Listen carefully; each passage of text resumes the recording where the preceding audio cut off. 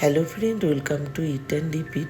আমার আজকের ভিডিও, আজকে আমি যা যা রান্না করেছি সবটাই তোমাদের সাথে শেয়ার করব।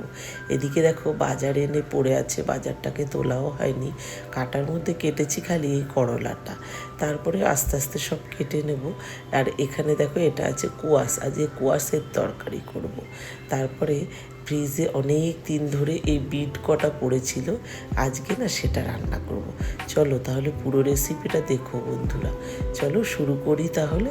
সবার প্রথমে একটা লোহার কড়াই নিয়ে নিলাম, সাদা তেল দিয়ে করলাটাকে একটু মোটা মোটা করে কেটেছি, করলাটা ভাজা বসিয়ে দিয়েছি। এদিকে আবারও একটা কড়াইতে আবারও সাদা তেল দিয়ে রাঁধুনি ফোড়ন দিয়ে দুটো শুকনো লঙ্কা দিয়ে চারটে মাঝারি সাইজের পেঁয়াজ কুচি করে নিয়েছি, স্বাদ মতো নুন দিয়ে একটু ঢাকনা চাপা দিয়ে দিয়েছি পেঁয়াজটা একটু নরম করে নেওয়ার জন্য। আর এদিকে দেখো করলাটাও কিন্তু বেশ সুন্দর লাল লাল করে ভাজা করে দিয়েছি।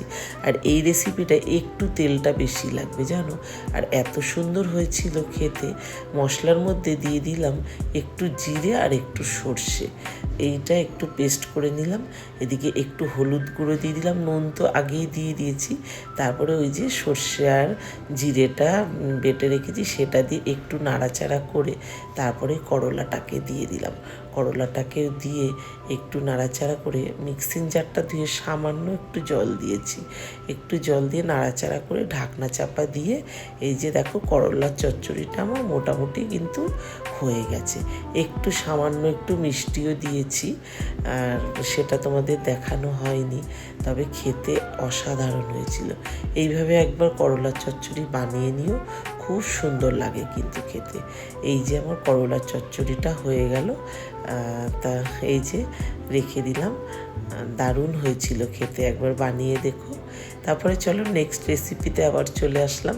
আবারও ওই লোহার কড়াইটার মধ্যে সাদা তেলই দিলাম, তারপরে একটু কালো জিরে দুটো শুকনো লঙ্কা ফোড়ন দিয়ে একটু রসুন থেতো করে নিয়েছি সেটা দিয়ে দিলাম। একটু রসুনটা ভাজা ভাজা হয়ে যাওয়ার পরে এই যে বিটটা এইভাবে গ্রেট করে নিয়েছি। আর এইভাবে করে নিয়েছি কেন বলো তো, এটা একদম লাল শাকের মতন দেখতে হয়, আর আমার ছেলে না বিট একদম পছন্দ করে না, তার জন্য ওকে এইভাবেই খাওয়ানো হয়। আর ও লাল শাক খেতে বেশ ভালোবাসে, তবে এটা দিলে ওকে বলি লাল শাক, ও এইভাবেই খেয়ে নেয়। হয়তো বলবে অনেক বড় ছেলে এখনও কি বোঝে না, সত্যিই বোঝে না গো। ও লাল শাক ভেবেই বিট ভাজাটা দিলে, বিট ভাজাটা আর এইভাবে তোমাদেরও বলছি এইভাবে একবার বিটটা ভাজা করে নিও, কিচ্ছু না, শুধু একটু কালো জিরে রসুন ফোড়ন দিয়ে শুধু একটু নুন দেবে, হলুদও দেবে না, দারুণ টেস্ট হয়, একবার বানিয়ে দেখো। হয়ে গেল, চলে আসলাম আবারও পরের রেসিপিটায়। এবার বানাবো কোয়াশের তরকারিটা। এবার কিন্তু সর্ষের তেল দিলাম, সর্ষের তেল দিয়ে কালো জিরে কাঁচা লঙ্কা ফোড়ন দিয়ে কোয়াশ আর আলুটাকে দিয়ে দিলাম। এইভাবে কোয়াশ আর আলুটাকে কিন্তু কাটতে হবে, স্বাদ মতো নুন হলুদ একটু চিনি, যেহেতু একদম নিরামিষ রান্না তো এটা একটু মিষ্টি দিতে হবে, চিনি দিয়ে দিলাম। তারপরে একটু জিরে গুঁড়ো আর একটু আদা বেটে একদম সামান্য একটু মশলা দিয়ে একটু কষিয়ে নিয়ে জল দিয়ে দিলাম, একটু পাতলা পাতলা করেই হবে। সবশেষে একটু ধনে পাতা দিয়ে নামিয়ে দিলাম। আর এই কোয়াশ এই সময় খাওয়া না ভীষণ ভালো, জানো তো, এত গরম পড়েছে আর ভীষণ ঠান্ডা, এটা পাহাড়ি সবজি, খুব ভালো লাগে খেতে, একবার বানিয়ে দেখো। তারপরে আজকে আর মাছ আনেনি, আজকে বানিয়েছি ডিম। দেখো ডিম তো অমলেট করে বা সেদ্ধ করে অনেকবার রান্না করেছি, আজকের ডিমটা না একটু অন্যভাবে করছি। 6 থেকে 7টা ডিম ফাটিয়ে নিয়ে একটু নুন আর একটু বিরিয়ানি মশলা দিয়ে ডিমটাকে ভালো করে ফাটিয়ে নিয়েছি।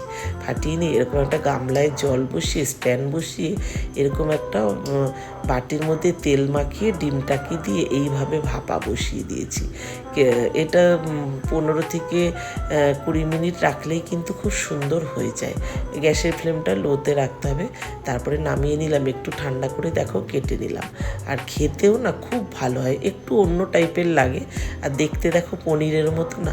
আজকে আর ছেলের জন্য আলাদা করে কিছু বানাইনি, এই দিয়ে দিয়েছি। ওটা লাল শাক বলে চালিয়েছি, আর এটা পনির না, ওই টোফু বলেছিল। যাই হোক ও বুঝতে পেরেছে এটা ডিম, যাই হোক খেয়ে নিয়েছে, এখন ডিমটা তাও খায়। এদিকে কড়াইতে দিয়ে দিলাম তেল, পেঁয়াজটাকে দিয়ে দিলাম। এখানে মশলার মধ্যে পেঁয়াজ, রসুন, ধনে গুঁড়ো, জিরে গুঁড়ো, একটু সাদা তিল, একটা টমেটো দিয়ে আর লঙ্কার গুঁড়োতে ভালো করে পেস্ট করে নিয়েছি। পেঁয়াজটা লাল লাল করে ভাজার পরে মশলাটাকে দিয়ে দিলাম।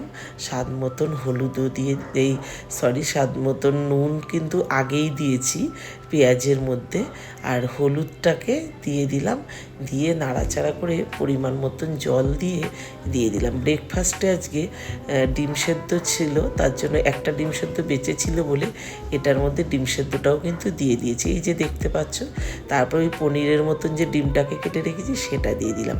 গ্যাসের ফ্লেমটা একটু লোতে রেখে দেবে। আর ডিমের এই পিসগুলো দেখো কেমন ফুলে ফুলে গেছে। আজকে আর গরম মশলা দিলাম না, একটুখানি দিয়ে দিলাম ধনে পাতা। তারপরে আজকে এই হলো ডিমের তরকারিটা। আর আজকে আর চাটনি বানাবো না, আজকে বানিয়েছি জল টক। এত গরম না, এই গরমে এই জল টকটা খেতে খুব ভালো লাগে। খাওয়ার পরে শেষ পাতে যেন খুব তৃপ্তি হয়, একটা শান্তি লাগে এটা খেলে, জানো তো, শরীরটা ঠান্ডা হয়ে যায়। এইভাবে খেয়ে নিও, দেখবে চাটনি না বানালে এইভাবে শুধু একটু সামান্য একটু তেল দিয়ে, সর্ষে ফোড়ন দিয়ে, একটু নুন, সামান্য একটু হলুদ দিয়ে বানিয়ে নেবে, তাহলে খুব ভালো লাগে। আর যা রোদ উঠেছে এটা কিন্তু খাওয়া খুব দরকার। এই হলো আমার আজকের রেসিপি। কেমন লাগলো তোমাদের জানিও অবশ্যই। যদি ভালো লাগে লাইক শেয়ার করে দিও, চ্যানেলটাকে সাবস্ক্রাইব করে দিও। ফেসবুক থেকে দেখলে পেজটিকে ফলো করে আমার পাশে থেকো। দেখা হবে পরের রেসিপিতে। সবাই ভালো থেকো, টাটা।